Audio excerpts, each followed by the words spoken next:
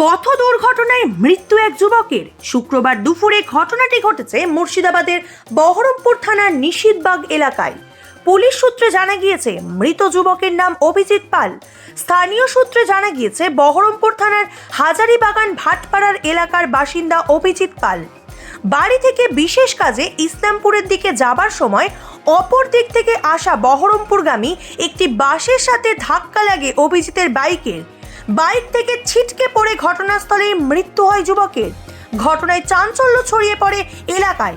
স্বাভাবিকভাবেই দীর্ঘ সময়ের জন্য যানজট সৃষ্টি হয় বহরমপুর জলঙ্গি রাজ্য সড়কে। পরে ঘটনাস্থলে পৌঁছে পরিস্থিতি নিয়ন্ত্রণে আনে বহরমপুর থানার পুলিশ।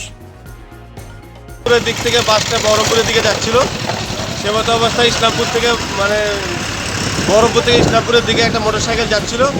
তার মোটরসাইকেল আর বাসের সাইডে ধাক্কা লাগে। বাসটা বেরিয়ে যাওয়ার পর মোটরসাইকেলটা উল্টে পড়ে যায়। মাথায় হেলমেট ছিল, গলাটা কেটে যায় এবং পেছন দিকে ফেটে যায়। স্পটে রক্তাক্ত হয়, এখানে স্পটে মারা যায়।